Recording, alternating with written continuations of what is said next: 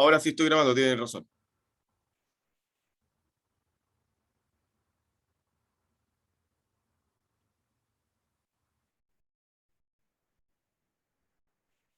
Me tienen que insistir porque yo soy terco en algunas cosas a veces. Entonces, no todos los pacientes soportan la cánula nasal y es necesario colocar una jaula. La jaula, sí, pero me tienen que insistir más de una vez porque yo veo y por lo general cuando me pasan el link graban solo y a veces tengo que retomarlo yo. La jaula de oxígeno tiene la complicación de que cuando se puede, se coloca un plástico por el frente, cuando la jaula es cerrada, y esto hace que el calor dentro de la jaula aumente. Y estos pacientes que ya tienen una enfermedad respiratoria, al corto plazo, aumentando la temperatura dentro de la jaula, se ponen a jadear. Y esto es un esfuerzo respiratorio. Entonces debemos tener ese cuidado cada vez que hacemos jaula y no solo dejarlos dentro diciendo, ups, ya está con oxígeno, así que ya no es mi problema, y lamentablemente sí lo es.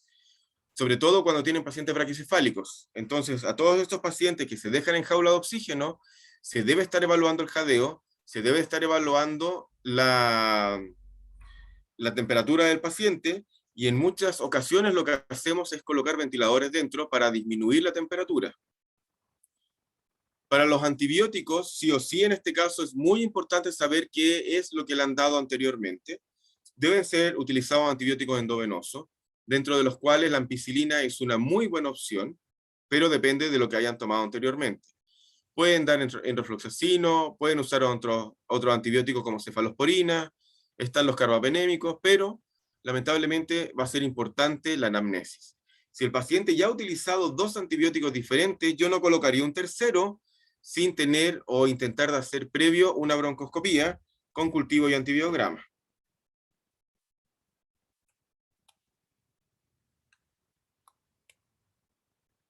Esto es un caso clínico, paciente Sofía, que tenía una gestación de alrededor de 40 días, un paciente de 3 años, que llegó al hospital, en este caso al Hospital Veterinario de Santiago, hace muchos años atrás, y presentaba una dificultad respiratoria importante. Ya si ustedes se fijan en la radiografía, tenemos claramente una neumonía, y este paciente está gestante. Entonces se le explicó a los dueños que lo primero que íbamos a utilizar era amoxicilina para no generarle un daño a los cachorros. Se utilizó la amoxicilina y a las 48 horas el paciente continuaba de la misma forma. El paciente ingresó saturando alrededor de 90%, se le colocó oxígeno, mejoró un poco, pero no de manera suficiente, seguía dependiente de oxígeno y se conversó con los dueños para cambiar el antibiótico. Y en este caso se colocó una cefalosporina.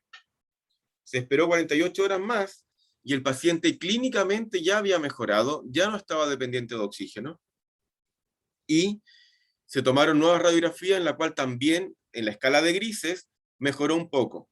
Lo importante siempre en estos casos es ver la mejoría clínica, ya que la imagen no siempre va a presentar un cambio tan rápido como se ve clínicamente. Entonces siempre la clínica va a mandar sobre estas situaciones. Y finalmente el paciente tuvo sus cachorros sin mayor complicación. Para el tratamiento inestable, ya vamos a, y también se usa en el estable, yo también lo uso, la nebulización va a ser importante porque no solo va a ayudar a expectorar las secreciones, sino que va también a hidratar la vía aérea e hidrata las secreciones. Es importante realizar esta hidratación de las secreciones para que puedan ser movilizadas y expulsadas.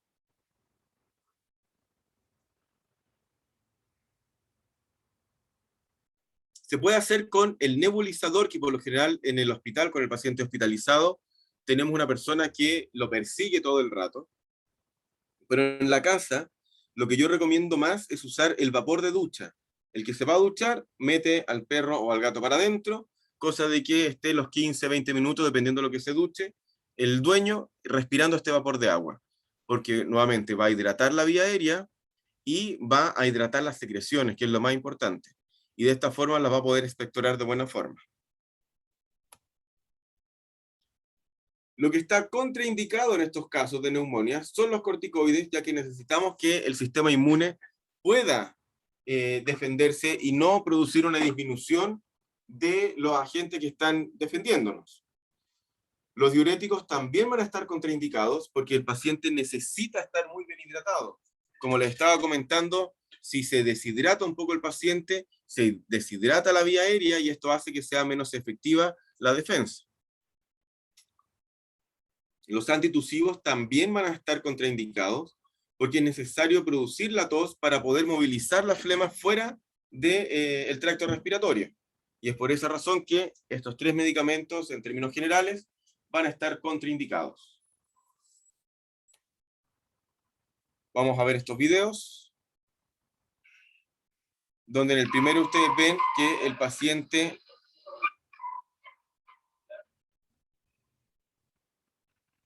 está respirando con boca abierta, no está jadeando, la lengua sigue estando dentro de la boca. Si ustedes se fijan, la comisura labial está forzándose, ¿ya? Tenemos un paciente que tiene una complejidad respiratoria. Ya con solo eso vemos que el paciente sí presenta una enfermedad respiratoria. Vemos el paciente que está abajo. La doctora le hizo el reflejo de oxígeno y el paciente comienza a toser.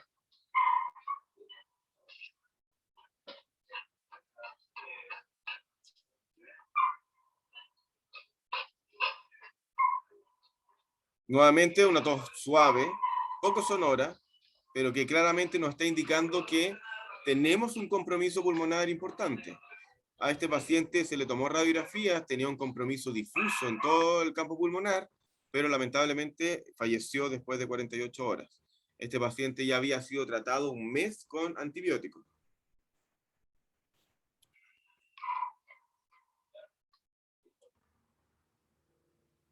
Neumonía por aspiración. Tenemos distintas causas y muchas veces tanto los aceites como la leche son una de las principales, ya que los dueños creen que su perro o mascota está intoxicada con algo y le deben dar leche para poder solucionar el problema, ya que la leche o el aceite va a evitar la absorción del tóxico. Claramente estas son puras mentiras, no sucede así, pero como el dueño se las da forzado, tenemos la complicación de que va o puede producir neumonía por aspiración. Entonces, los dueños no siempre nos van a decir la verdad, diciendo que ellos cometieron un error importante y por esa causa el paciente está cursando con neumonía por aspiración. Los vómitos, como lo hablamos, son causas de neumonía por aspiración y debemos tener cuidado con eso, pero más cuidado debemos tener en la anestesia, ya que ayunos prolongados van a hacer que exista una mayor secreción en la parte de estómago y posteriormente pueden llegar a vomitar este contenido y a ser aspirado. La aspiración del contenido gástrico puro claramente va a dejar un gran desastre, sobre todo con poco volumen. Y el megaesófago, por regurgitaciones frecuentes, puede llegar a producir la neumonía por aspiración. Los signos en lo general son rápidos, va a haber disnea y tos, pero lamentablemente tenemos la opción de que el dueño no se dé cuenta, tenemos la opción de que el dueño diga, no, voy a esperar hasta mañana para ver si se le pasa, que eso es algo muy clásico y el día siguiente vienen peor. Como también ocultarnos la información y decir, no, no sé lo que le pasó, yo no le di nada, y tenemos la neumonía por aspiración de alimentos externos. Los braquicefálicos son un problema importante, ya que ellos sí tienen neumonía por aspiración de forma frecuente, pero lamentablemente esta aspiración no siempre da una signología evidente. Y muchas veces estos pacientes pasan desapercibidos. Y es por eso que ustedes en la sospecha de un braquicefálico que está un poco extraño respiratoriamente, sí o sí deben tomar estudios de tórax. Para el diagnóstico, la anamnesis es muy importante, al igual que el examen clínico. La idea es buscar las crepitaciones para posteriormente realizar un estudio de tórax y con esto ver cuál va a ser nuestro proceder. La literatura dice que el tratamiento se debe esperar 72 horas de administrado erróneamente por la vía aérea, la comida o lo que sea, pero como les comentaba, muchas veces los pacientes no llegan inmediatamente, sino que llegan al tercer, cuarto día cuando ya tienen un compromiso mayor, porque no todos le dan la importancia a la presentación de neumonía. Para los que creían que si aspira leche mediante el endoscopio se puede retirar esa leche con un aspirado, eso no se puede hacer, ya que la leche se reparte en todo el árbol bronquial. Entonces, no, uno no puede estar en todos los lugares de la parte bronquial para hacer el retiro de esta leche. ¿Ya? Entonces, ahí sí estamos medio mal al creer que vamos a poder hacer esto, y aparte al generar un aspirado en la parte interna se puede generar un daño bastante mayor. Como les decía, la neumonía por hongos puede estar presente, pero no es algo frecuente. Los signos son similares a lo anterior, ¿ya? Van a ser pacientes que van a ser tratados con antibióticos por mucho rato sin tener una resolución eficiente. Lamentablemente, el estudio radiográfico es lo que tenemos que hacer, pero no siempre se da el patrón que necesitamos. El patrón clásico es una neumonía de patrón miliar, pero generalmente no se da de eso, y hasta podemos tener muchas radiografías que no tienen mayores alteraciones. Y ahí es cuando sí o sí es necesario hacer la broncoscopía, tomar muestras desde el interior y mandar a cultivo de hongo y antibiograma para saber qué es lo que realmente estamos tratando. Entonces, el principal exponente de la bronconeumonía micótica es el Aspergillus fumigatus. Es un organismo saprófito. Tiene mayor riesgo el pastor alemán, como les decía en la clase pasada, porque es deficiente en inmunoglobulina A. No todos, pero hay varios que sí. La radiografía ya son normales, como le comentaba. La linfadenopatía iliar puede ocurrir y la discoespondilitis también. El tratamiento para la bronconeumonía micótica se puede dar ketoconazol o itraconazol. En ambos casos, más el ketoconazol puede ser hepatotóxico, por lo cual cada vez que lo utilicen deben estar evaluando perfiles bioquímicos seriados. No es para que se vaya para la casa con todo el tratamiento y ustedes no hacer un chequeo. Para que tengan ese cuidado, sobre todo en las neumonías micóticas, y además hacer entender al dueño que estas terapias son de largo aliento. Entonces, que va a gastar dinero importante en este caso.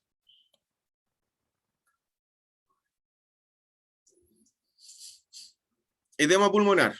El edema pulmonar es la acumulación anormal de líquido en el intersticio de los alveolos y vías aéreas, y esto significa que no se puede realizar un drenaje.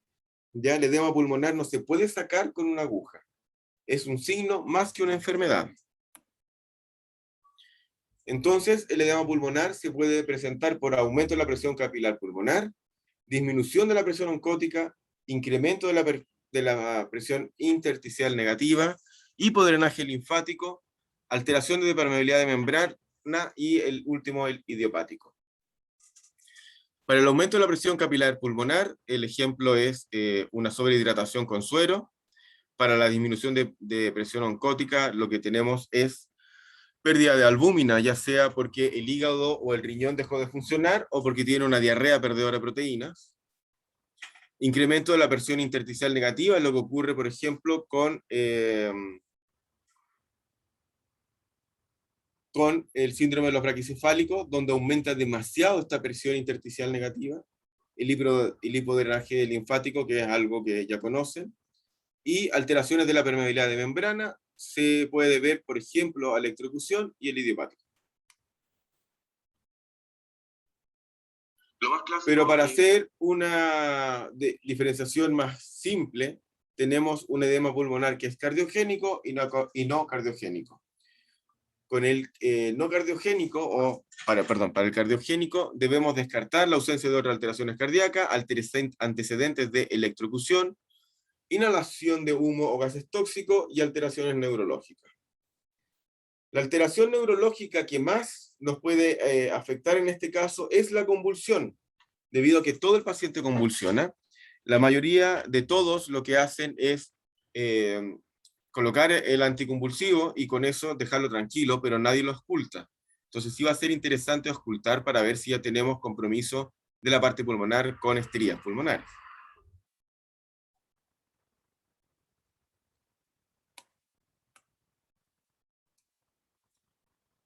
Los signos de edema pulmonar son agudos o crónicos dependiendo de la causa. Claramente, si el paciente se electrocutó, va a ser agudo. Si el paciente es cardiópata, va a ser más crónico.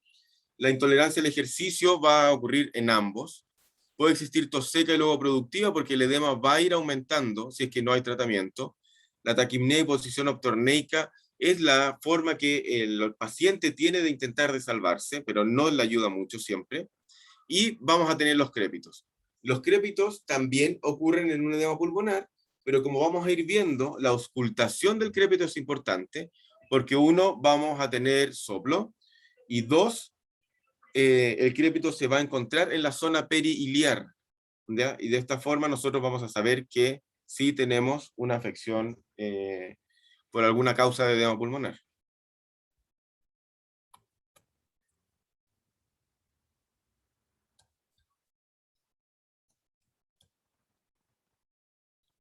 Entonces la historia o la anamnesis es muy importante porque así ustedes van a saber si el paciente había convulsionado, si tiene un trauma, si es cardiópata. Posteriormente, es importante tomar las radiografías para evaluar el patrón intersticial y alveolar, ya que el diagnóstico, en este caso, va a depender un poco de lo que se ve en la radiografía.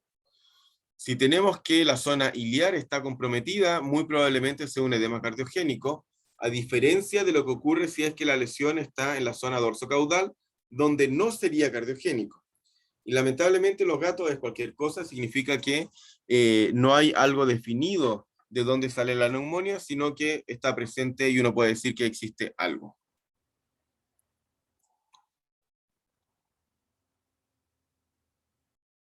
Tenemos ahora cómo tratamos el edema pulmonar. Entonces, deben recordar que el coeficiente de difusión del oxígeno es mayor al coeficiente de difusión del CO2. Eso significa que el CO2 sí o sí va a poder salir por donde sea, pero el oxígeno no va a poder entrar y es por esa razón que debemos quitar esta capa para mejorar el intercambio gaseoso. La mejor forma de eliminar o disminuir este tamaño de capa con el líquido que está siendo retenido es con la furosemida.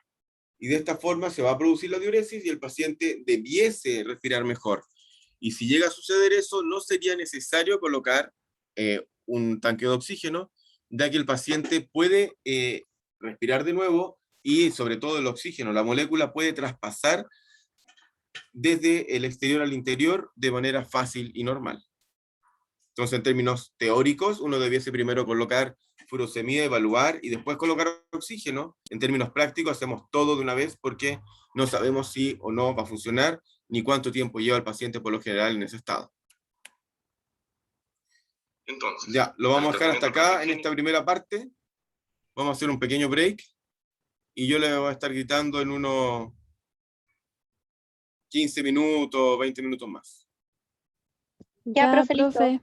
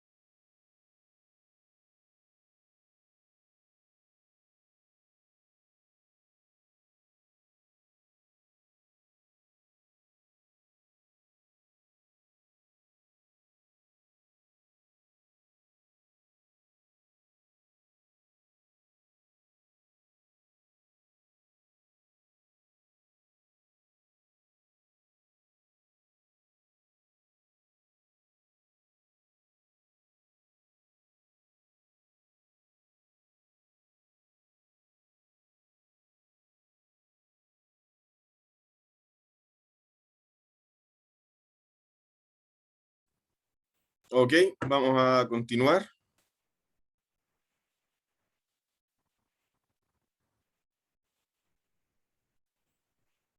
Entonces, después de ver un poco cómo debemos solucionar el edema pulmonar, vamos a ver la parte más teórica o continuar con eso, ya que el tratamiento cuando tenemos el edema cardiogénico va a hacer con oxígeno de todas formas, ¿ya? Y se hace las dos cosas al mismo tiempo, uno coloca oxígeno y coloca furosemida.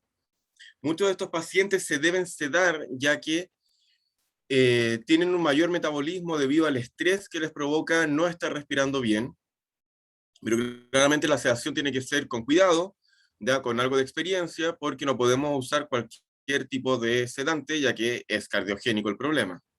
Broncodilatar no sirve de nada, ya como hemos hablado en las otras clases, los perros no tienen una broncoconstricción, no van a producir eso, los gatos también pueden tenerla, pero el tratamiento para el edema cardiogénico no sirve de nada la broncodilatación, y tenemos que usar la furosemida como diurético.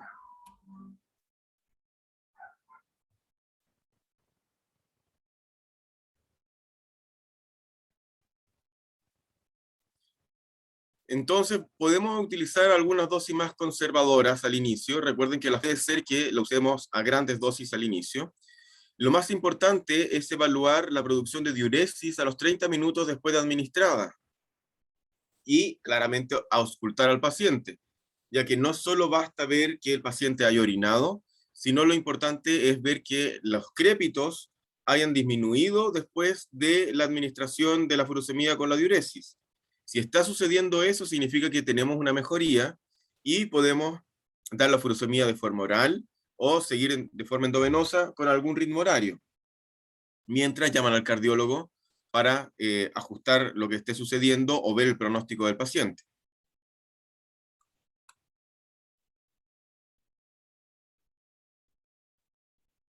¿Se escucha muy mal todavía? Lo cardiogénico es un poco más complejo porque no siempre vamos a saber la causa. No, profe, yo escucho bien. ¿Sí? Así como me Igual, mandaron los escucho otros. bien. Ya. A lo mejor es su internet porque yo escucho perfecto. No, puede ser.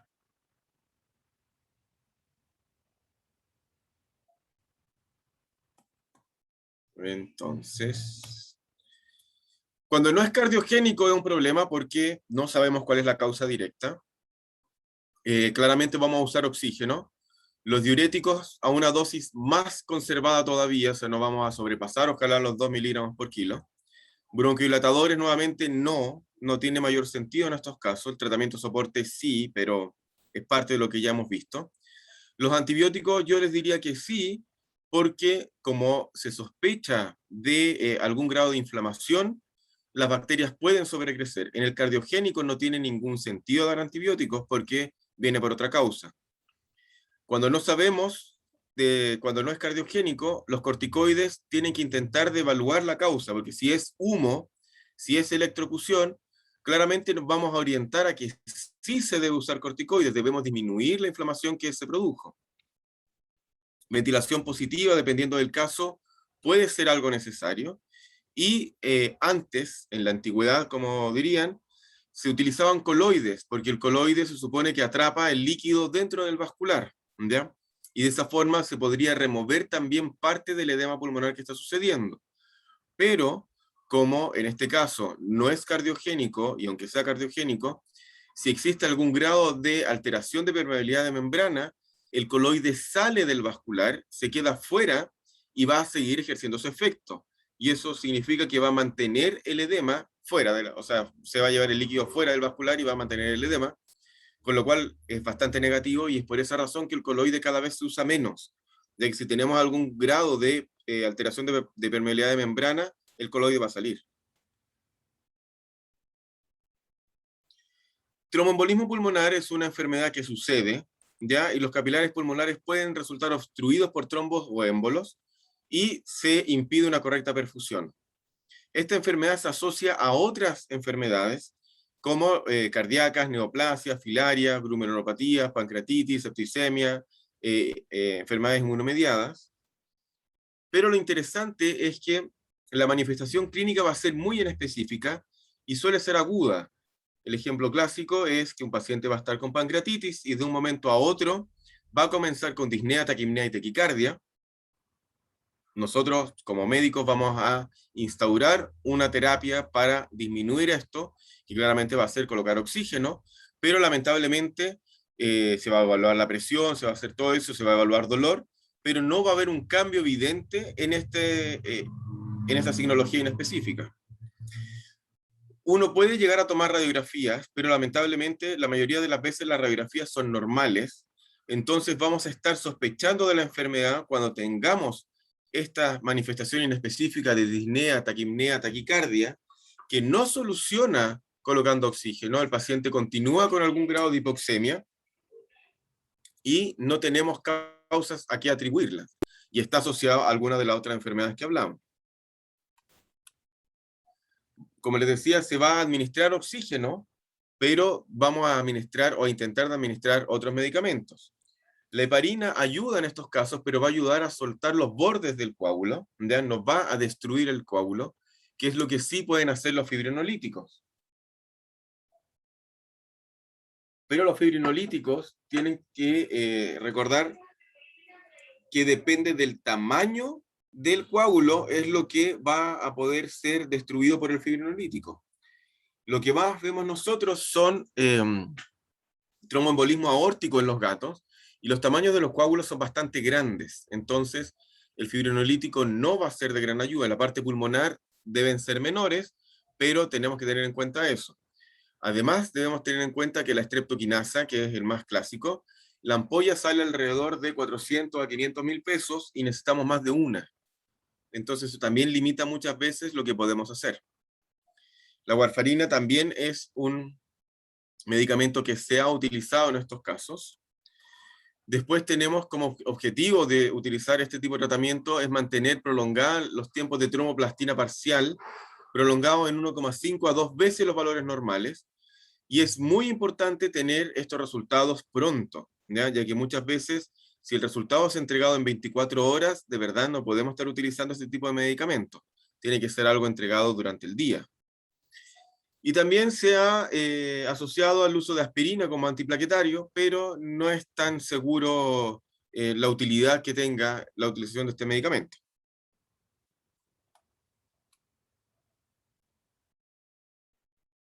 Neoplasias pulmonares. Tenemos que la mayoría de las neoplasias pulmonares van a ser adenocarcinomas, y después tenemos que puede ser carcinoma, carcinoma anaplásico, después tenemos como menos frecuente fibrosarcoma, osteosarcoma, condrosarcoma, etc. Y lo otro muy frecuente son las metástasis pulmonares, y es importante hacer esta relación. Como vemos con este paciente, primero vamos a ver la respiración. Si ustedes se fijan, tiene una respiración corta, no hay expansión del campo pulmonar, ya casi no mueve el tórax, y al hacer la comparación con la radiografía del mismo paciente, vemos que presenta una masa mamaria media calcificada y tenemos un compromiso pulmonar, pero terrible. O sea, vemos al menos al vuelo 3, 4 masas que están dentro del campo pulmonar. Este es un caso de metástasis, su pronóstico es reservado a malo, el periodo de sobrevida del paciente no va a superar los 6 meses de vida, y por la forma clínica que tiene, muy probablemente no supere el mes. Ahora va a ser importante definir si estamos frente a un tumor pulmonar primario único de una metástasis, porque el tumor pulmonar primario, cuando es único, puede ser operable y podemos liberar el problema del paciente, pero con metástasis lamentablemente no se puede. Como vemos en las imágenes radiográficas, en la vista lateral vemos al menos 3 masas, ¿ya? Rápidamente, lo cual o sea, se ve lo mismo en la imagen ventrodorsal, donde tenemos 3 masas evidentes. Ya este paciente no es quirúrgico, ya que no podemos sacar las 3 masas, número uno, y no sabemos cuántas masas más pequeñas van a estar presentes en el crecimiento posterior. Profe, Dígame. ¿me puede mostrar con el puntero las masas, porfa? En la lateral, 1, 2, 3, y en la ventrodorsal, 1, 2, 3. Gracias. De nada. Gracias. Entonces con eso sabemos que hay metástasis y realmente estamos mal. A diferencia de este paciente que se ve que tenemos una masa pulmonar que hasta el momento es única y en esas condiciones el paciente tiene la posibilidad de someterse a cirugía. Pero lo que hacemos es, previo a esa decisión, el paciente se envía a tomografía para definir muy bien el lugar que está afectado y descartar que tenga otras pequeñas metástasis, ¿ya? Porque recuerden que la radiografía puede evaluar de cierto tamaño hacia arriba y la imagen tomográfica tiene todavía una mejor resolución para esos casos. Entonces, posterior a la tomografía, uno decide si este es un paciente quirúrgico y lo vamos a someter o nos vamos a arriesgar a hacer esto. La signología es bastante... En realidad no existe signología hasta que toda la parte pulmonar está muy afectada, ¿ya? No va a haber signos respiratorios evidentes hasta que sea bastante más tarde. Los signos de obstrucción de vía aérea pueden existir, pero generalmente no va a pasar. Puede existir inflamación, infecciones secundarias. Es muy raro que exista compresión de venas, pero puede llegar a suceder. Lo general es que el paciente llegue respirando mal, tenga algún grado de disnea, tenga algún grado de tos, ¿ya? Y posterior a eso sepamos que estamos frente a un cáncer pulmonar. Existe la osteopatía hipertrófica pulmonar en perros, ¿ya? Que van a presentar cojeras y vamos a hablar sobre eso. No, porque sabía que iba a ir a buscar la cena. Que apague el micrófono y es Valeria. Sí, eso no te hace porque se puede más. Y no era Valeria. ¿Quién está hablando? No la encuentro para apagar el micrófono. Bueno. Entonces aquí ¿qué hacemos? ¿Ya? Vemos una radiografía que tiene un compromiso pulmonar extenso. Este paciente tiene todo el campo pulmonar comprometido. Y en este caso es un pastor de Brie, el paciente está inestable, no va a soportar una anestesia como tal. Entonces lo que hicimos nosotros fue realizar una punción percutánea de pulmón para hacer citología.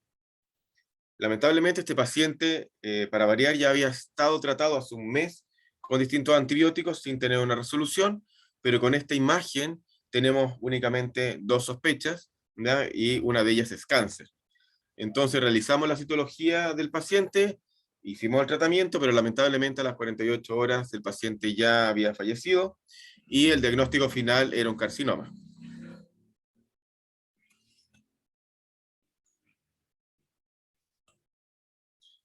Existe la osteopatía hipertrófica pulmonar, que es un signo paraneoplásico y es la proliferación periostal de huesos largos. Se caracteriza por presentar inflamación y cojera intermitente. Entonces, las cojeras de los distintos perros no debe pasarse por alto. Muchas veces los colegas ven cojera, dan Rimadil o algo similar, y se les olvida que este tipo de cojeras que aparecen de repente no necesariamente tiene que ver con algo articular.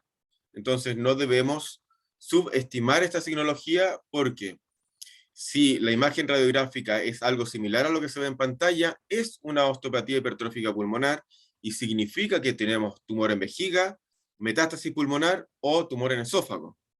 Entonces, viendo esta imagen, debemos comenzar a buscar dónde está el cáncer rápidamente. La diapositiva dice que las neoplasias pulmonares pueden darse en pacientes de edad media a viejos. Sin embargo, esto no es así en la realidad 100%, porque tenemos muchos pacientes que tienen 2 a 3 años que ya presentan cáncer pulmonar. Y esto se debe a la mala genética de estos pacientes, a que son pacientes muy mutantes y lamentablemente fallecen producto de esto. No existe predisposición por sexo ni por raza. Puede existir tos seca, intolerancia al ejercicio, distrés respiratorio y va a depender del grado de compromiso. Y raramente existe hemoptisis. Pero si ustedes ven hemoptisis o el dueño ve hemoptisis, que es la liberación de sangre por el árbol respiratorio, es muy sugerente de que tenemos un problema mayor y probablemente puede ser neoplasia. Y también está la cojera, que es lo que le estaba hablando recientemente. Entonces este artículo es para mostrarles un poco de los pacientes que presentaron hemoptisis y cuáles fueron los diagnósticos que tuvieron. Entonces tenemos que algunos presentaron neumonía bacteriana o bronconeumonía bacteriana, otros presentaron neoplasias, trauma, gusanos del corazón, enfermedades inmunomediadas, rodenticidas, cuerpos extraños. Entonces tenemos una gran diversidad de diagnósticos, los cuales debemos descartar mediante radiografía o mediante endoscopía, dependiendo de lo que tengamos. Ya hay algunas que deben descartarse de otra forma, pero de todas formas, cuando ocurre la hemoptisis debemos sospechar de algo más grave, ¿ya? Y la neoplasia es una de ellas. Vemos otra imagen, en la cual en la vista lateral se ve el contorno del corazón y detrás del corazón se ve algo como una masa, lo cual se corrobora en la vista ventrodorsal. La gracia es que esta masa está bastante pegada hacia la caja torácica, hacia la parrilla costal, por lo que una citología puede ser de bastante utilidad, pero nuevamente, como se ve solo una en la imagen radiográfica, es un paciente que puede ser enviado a tomografía para tener la posibilidad o ver la posibilidad quirúrgica. Ahora, ya sabemos que para las neoplasias pulmonares la parte número 1 es la radiografía, para la parte número 2, en el caso que queramos hacer cirugía, es la tomografía, pero nos quedan otros tipos de, otras opciones diagnósticas, y la idea es ir descartando. Un lavado traqueal claramente no sería la mejor opción, porque vamos a perder información. Lo mismo que una broncoscopía. El evaluar el lumen del árbol respiratorio no significa que vamos a llegar a un diagnóstico real, ya que las masas pulmonares no siempre se proyectan hacia el lumen de bronquios. Entonces, no estaríamos haciendo un diagnóstico de algo. Y la punción percutánea sí puede ser una opción, ¿ya? Pero nuevamente va a depender un poco de lo que queramos. Este es un caso clínico muy antiguo. El paciente consultó de forma nocturna porque presentaba un poco de tos, tenía una consulta cardiológica de un tiempo atrás, el paciente se revisó, estaba tomando digoxina y no se le encontró ningún soplo, pero sí tenía una disnea expiratoria leve, por lo que se solicitó un estudio radiográfico de tórax y se evidenció que existía una masa pulmonar en el lobo apical izquierdo. Debido a esto, y como era hace mucho tiempo atrás, no teníamos acceso a tomografía, entonces se solicitó una ecografía de tórax, donde se tomó una citología, la citología resultó un adenocarcinoma pulmonar, y se le solicitó al ecografista que evaluara dentro de sus posibilidades el resto del campo pulmonar, y él concluyó que solo estaba afectado el lobo apical. Al paciente, porque un paciente antiguo. Ya saltó esto.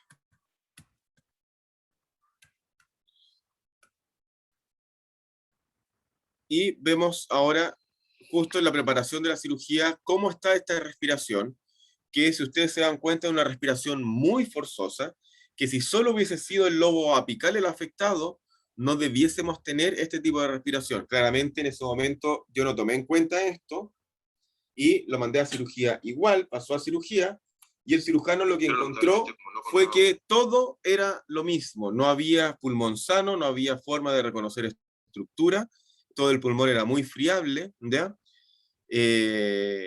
Así que fue una muy mala decisión, el paciente fue eutanasiado intraquirúrgicamente, el cirujano tocó la base de las vértebras en la zona torácica y sintió un corrugado, por lo que muy probablemente ya estaba haciendo metástasis hacia ese sector.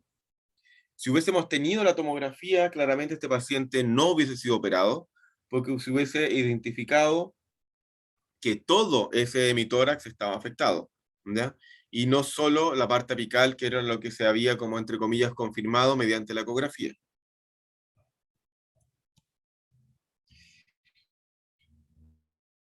Y debemos recordar que existen otras causas, ¿ya?, que pueden estar afectando, porque no todo es cáncer, lamentablemente. Si ustedes se fijan en la fotografía A y C del artículo, vimos imágenes similares a esa. No tengo imágenes tomográficas, pero en la tomografía se ve una afección, Y la fotografía E, a la vista rápida, vemos una masa presente. Y en esta otra es muy similar a lo que vimos del pastor de Brie, donde tenemos una afección casi completa del árbol pulmonar. ¿Cuál es la gracia? Es que todas estas imágenes están dando cuenta de un granuloma eosinofílico. Entonces debemos tener cuidado para no sentenciar a todos los pacientes, y lo que debemos realmente hacer es llegar a diagnóstico. Nosotros tuvimos ¿cómo se llama? Un San Bernardo que presentaba una imagen muy similar a la imagen E, donde existía una masa, se le hizo citología y salieron solo eosinófilos. Se trató con corticoides, la masa no bajó nunca, se sacó la masa por cirugía, se mandó a biopsia y el resultado fue un granuloma eosinofílico. El paciente a los meses después presentó otro granuloma eosinofílico, pero esta vez en el ojo, el cual fue tratado y se salvó. Y meses después presentó otro granuloma eosinofílico, pero en este caso, perdón, fue en columna y de ese no se salvó. Entonces, es importante tener en cuenta este tipo de situaciones, ya que podemos llegar a salvar a un paciente y no hacemos un diagnóstico únicamente lapidario, ¿ya? Porque puede suceder, es poco probable encontrarse con un granuloma eosinofílico o que la enfermedad sea eosinofílica, pero puede llegar a suceder. Entonces, sí o sí, tenemos que tener ese ojo para este tipo de casos. ¿Dudas?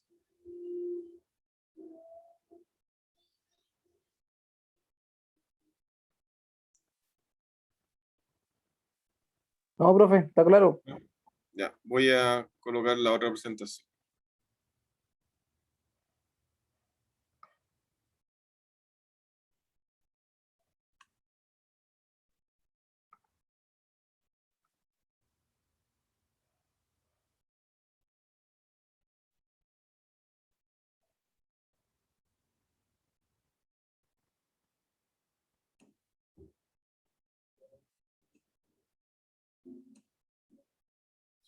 Entonces, ahora vamos a hablar de enfermedades pleurales. Deben recordar que existe una pleura parietal y una pleura visceral. La pleura parietal va a cubrir las superficies de costillas, diafragma y mediastino, y la visceral a los lobos pulmonares y la reflexión mediastinal, por donde va el paquete vasculonervioso y el esófago.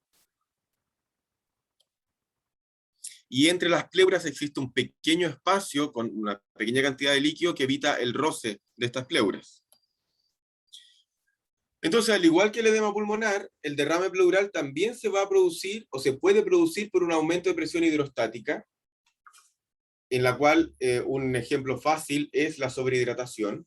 También puede ser por algunas neoplasias intratorácicas. También se puede producir por disminución de la presión oncótica con enteropatías, hepatopatías y nefropatías. Esto quiere decir que la enteropatía es diarreas o enfermedades del intestino perdedoras de proteína.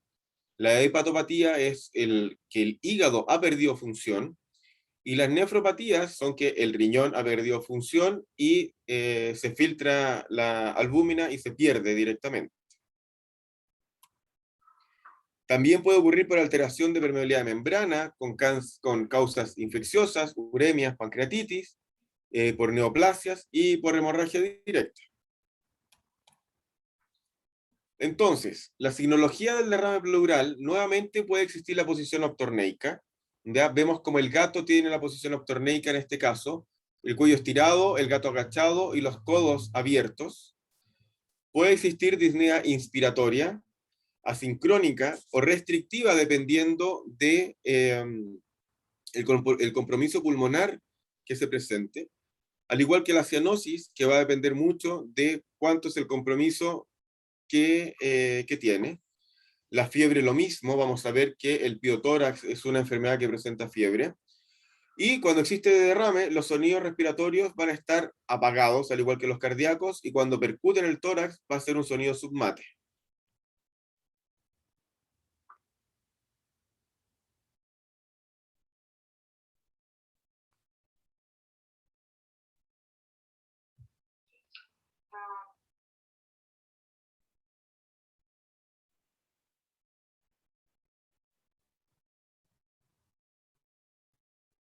Vemos como el gato presenta una respiración asincrónica, la toracocéntesis.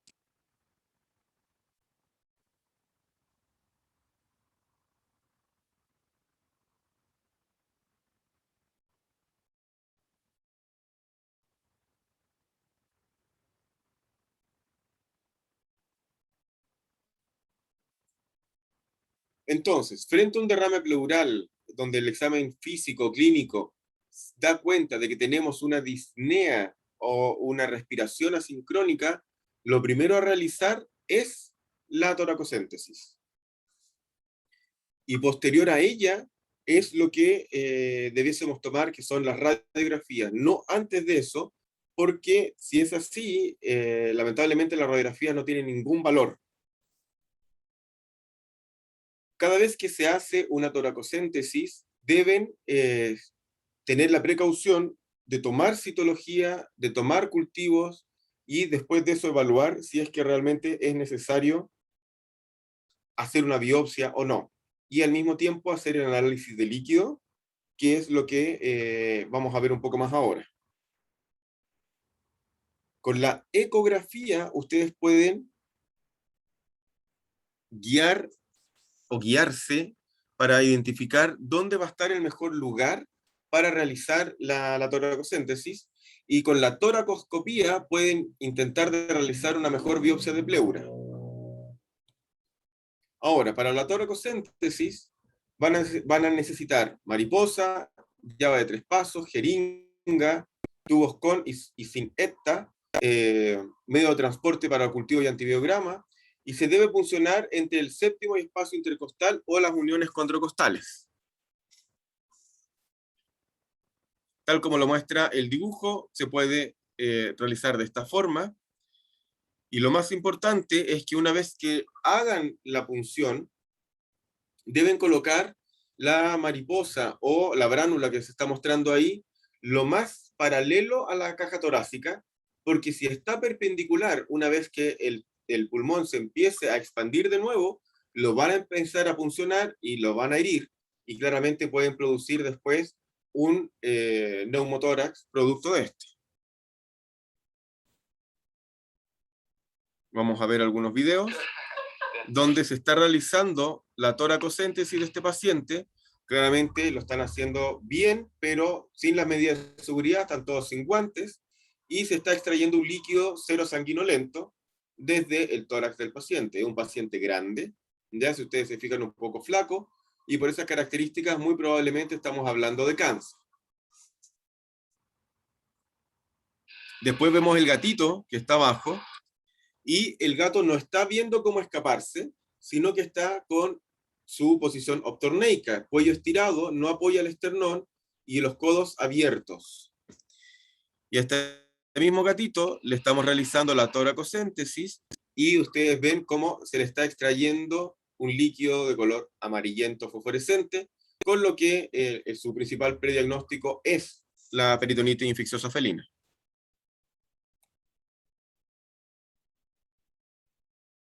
Entonces, las radiografías siempre van a ser posterior a la toracocéntesis para poder evaluar de buena forma las masas presentes.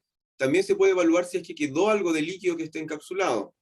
Las rupturas de diafragma, ya, o la hernia diafragmática, se pueden evaluar con radiografías contrastadas. Vemos un caso que no debió haberse hecho eso, ya que todavía tenemos contenido líquido y, como ustedes ven, no se puede evaluar el tórax de ninguna forma. Ahora veremos los distintos tipos de transudado. Los distintos tipos de líquido, donde hay transudado, transudado modificado, exudado aséptico, exudado séptico, quilo y hemorragia.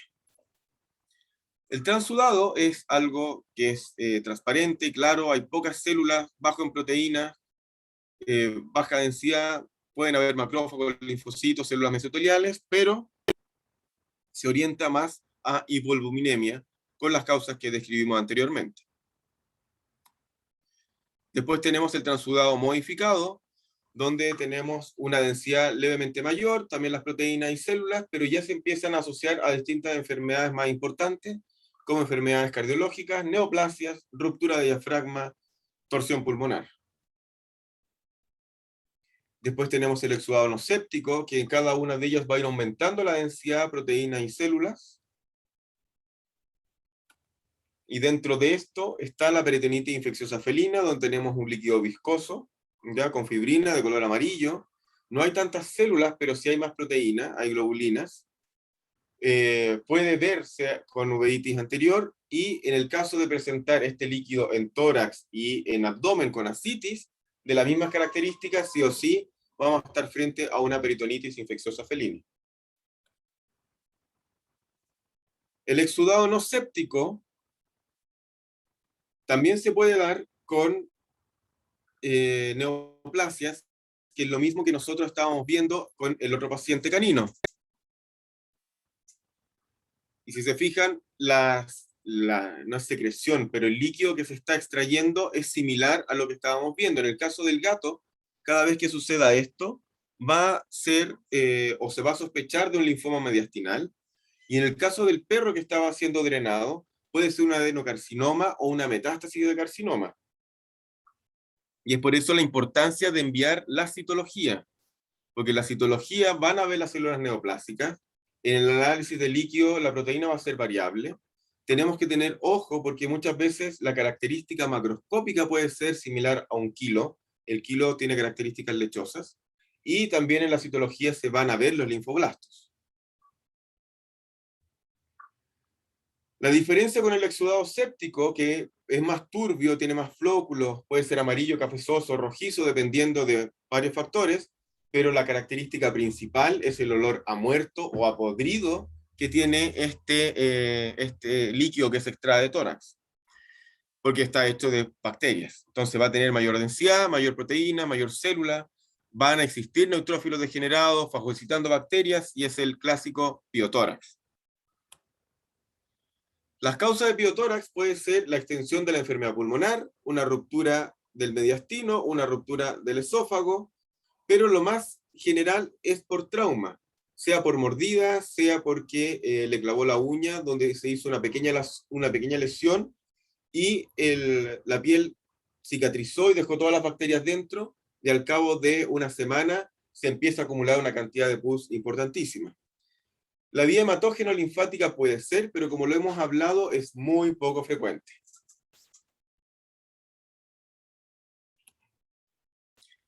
Ahora, las bacterias aisladas pueden ser actinomyces, nocardias, bacteroides, fusobacterium, pastorela, ¿ya? La gracia de todas estas bacterias es que son anaerobias o anaerobias facultativas. Entonces es muy importante que si se les ocurre que es muy bueno mandar a cultivo y antibiograma, deben solicitar que sea bajo anaerobiosis, porque si no, no van a crecer nada, ¿ya? Y la gracia es que muchas veces estas bacterias hacen gránulos grisáceos en los cultivos, ¿ya? Y de esa forma también el microbiólogo les va a decir que están frente a este tipo de bacterias. Lo otro es que tenemos dentro del arsenal básico la posibilidad de atacar de buena forma a estas bacterias anaerobias. Los beta-lactámicos, como la ampicilina, tienen un buen espectro contra bacterias anaeróbicas. Entonces, en un inicio, podrían utilizar solo ampicilina y metronidazol, y con eso van a estar controlando de buena forma el piotórax. No es necesario lanzarse con clindamicina en un inicio, ¿ya? Si solo quieren colocar clindamicina también es una opción, pero colocar 3 antibióticos en este caso no tiene ningún sentido. Solo con ampicilina ya van a estar haciendo un favor, y más aún con ampicilina y metronidazol. Es importante decir que los antibióticos se mantienen hasta 2 semanas después de resueltos los signos.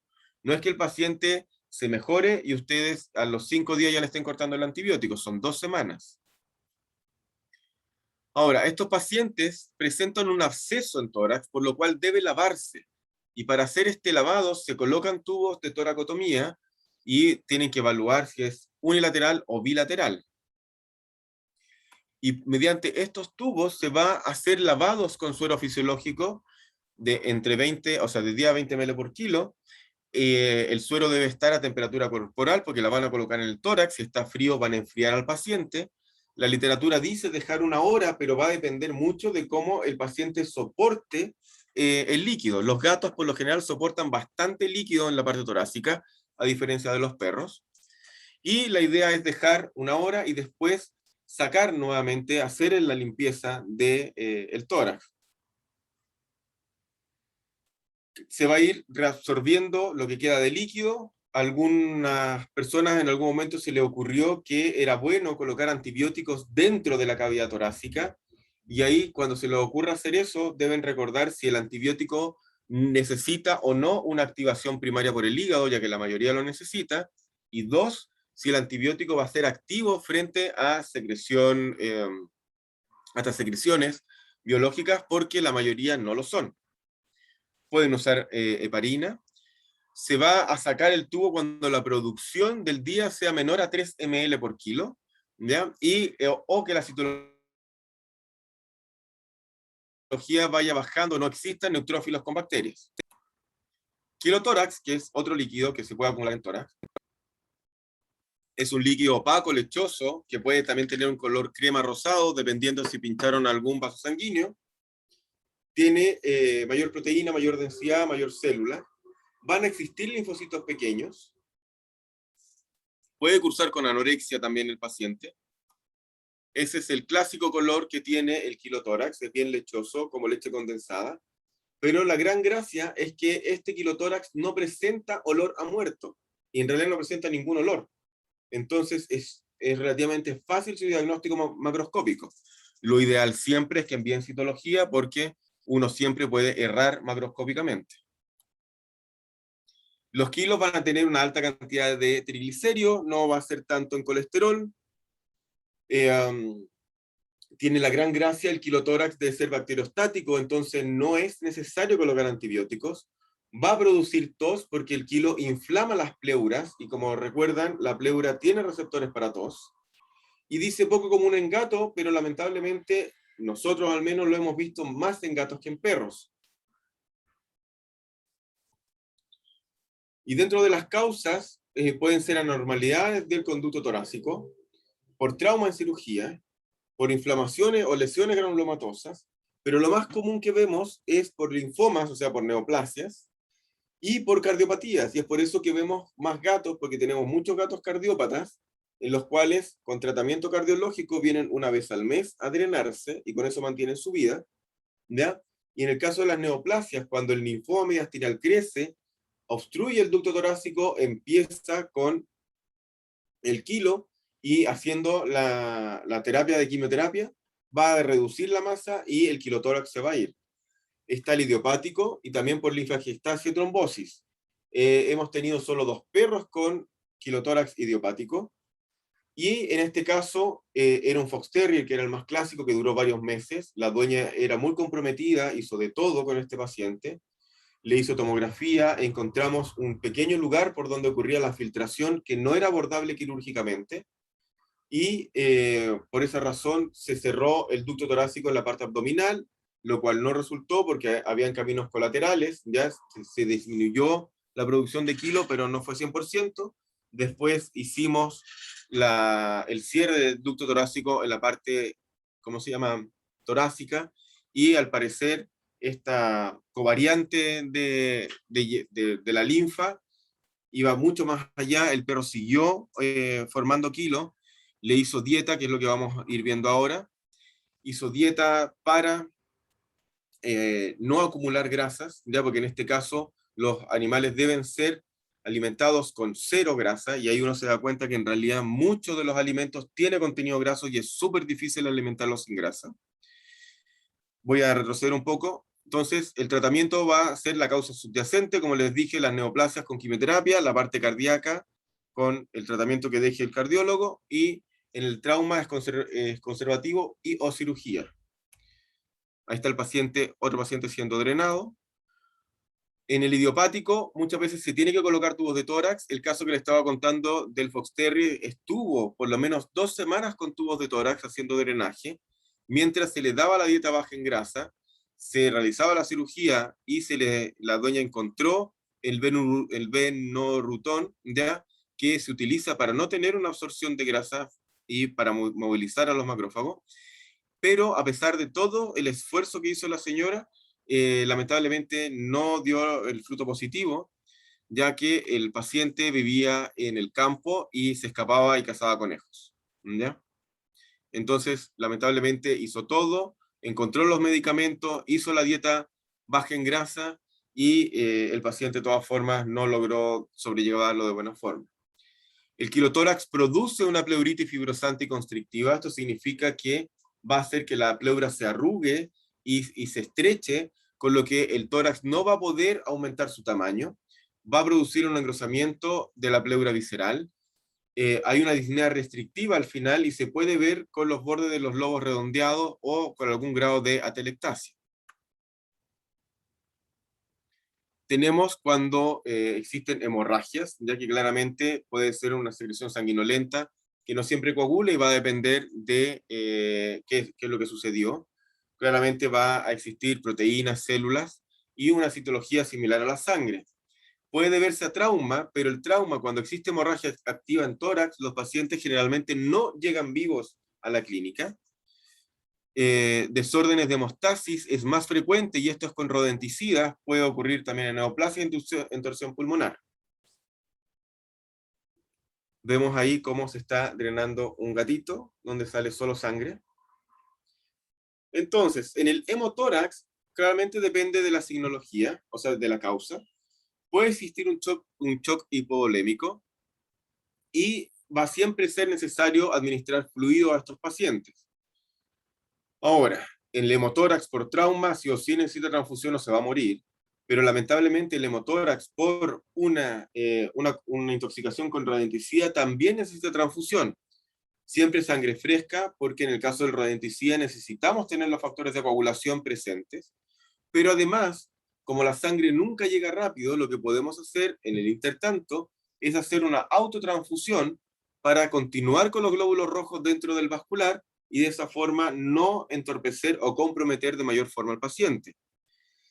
Como es una intoxicación con rodenticida y se está acumulando en el tórax este líquido hemorrágico, uno puede hacer la toracocéntesis y sacar esa sangre, colocarlo dentro de un suero con poca cantidad de suero y volverla a administrar al paciente porque es su propia sangre, claramente con una bajada de suero con mallita para evitar los coágulos, porque igual pueden presentar un pequeño coágulo.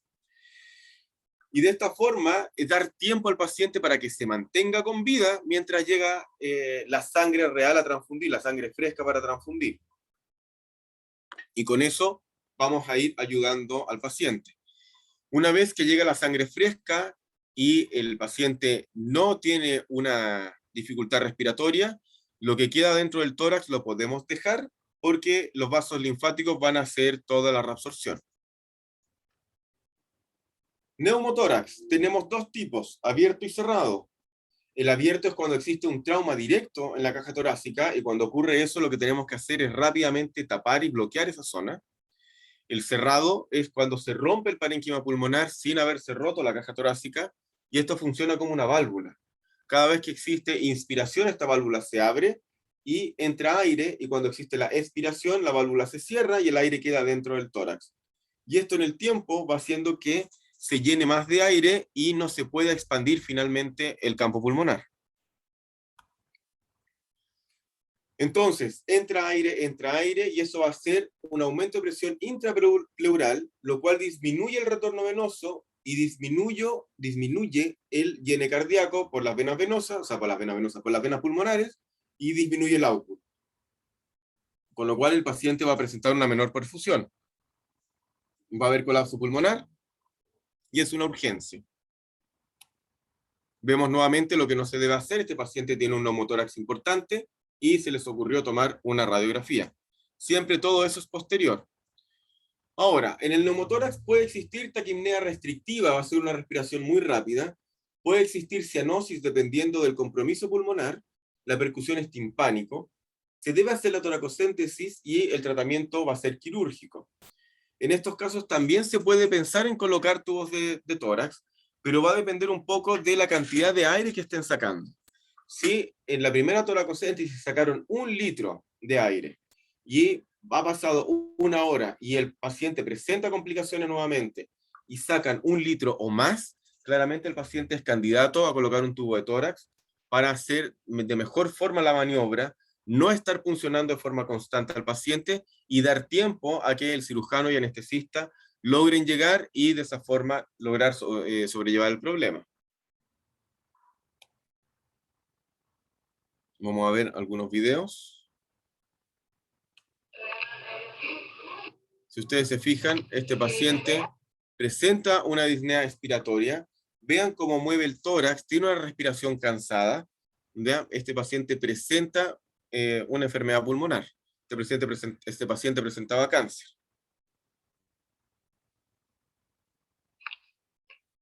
Vemos al perro que está abajo, que tiene taquipnea. Este paciente fue atropellado. Si ustedes se dan cuenta, ya lo depilaron y ya lo puncionaron. Ya saben que tiene, con la doctora Cosetti, saben que existe aire en la zona pulmonar. Aún no está súper comprometido. Fíjense la cara, está jadeante, pero claramente presenta una disnea restrictiva. Y el otro video que no se logra reproducir era para mostrarles que existen las bulas timpánicas y estas son un riesgo porque muchas veces pueden romperse de forma espontánea y van a producir un neumotórax espontáneo, ¿ya? Las bulas son unos globos que no tienen nada de utilidad, solo generar problemas en los pacientes. Y la mayoría de las veces son evidenciadas como hallazgos en las radiografías de tórax. ¿Dudas? Profe, yo tengo una duda. Dígame.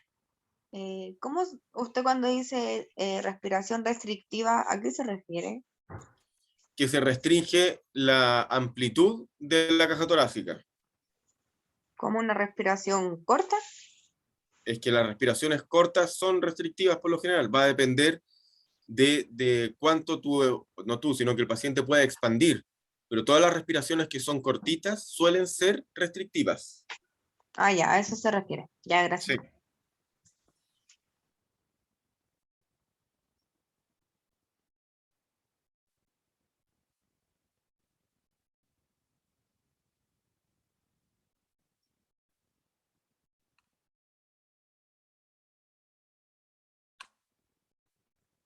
Y esto es para que veamos unas broncoscopías.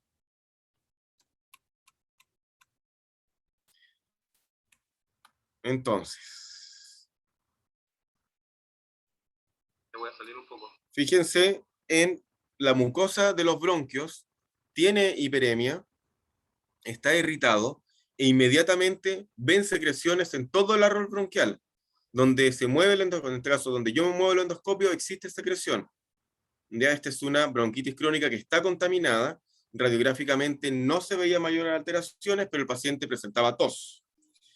Y se pueden fijar, a diferencia en esta otra broncoscopía, en la que la mucosa bronquial no se ve tan afectada, pero al ir bajando con el endoscopio, vamos a ver que aparecen secreciones de color verdoso, que son bastante extensas en el árbol bronquial. Nuevamente, las radiografías son normales, el paciente presenta tos, ha sido tratado, pero no soluciona. Entonces, en vez de seguir dando antibióticos, lo que debemos hacer es una broncoscopía, tomar muestras directamente y con eso hacer el tratamiento final.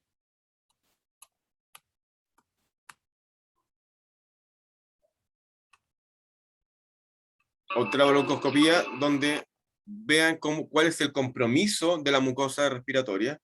Está muy roja la mucosa, ustedes se fijan, si los bronquios se aplastan, ¿ya?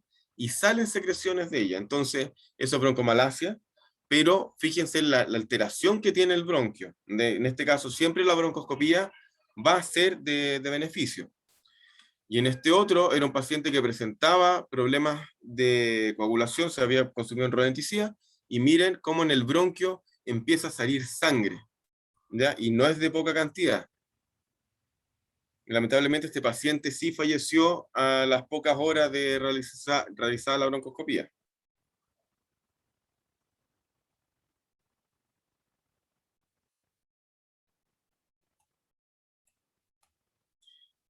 Y en estos dos es para que ustedes puedan ver cómo no existen secreciones en el árbol bronquial,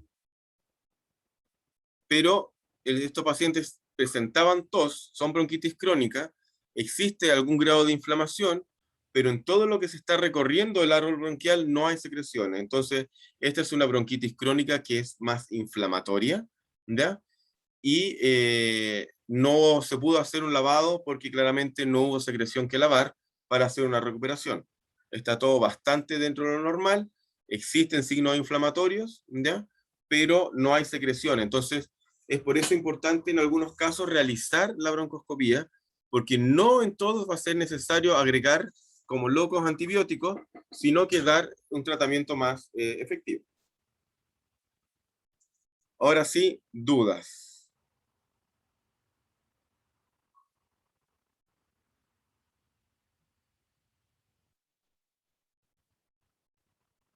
¿No? Si no hay dudas, hasta aquí sería la clase. Vale, profe, gracias. ¿Listo? Estamos en contacto entonces. Que tengan buena tarde. Igual, profe, chao. Chao. Igual, profe, chao.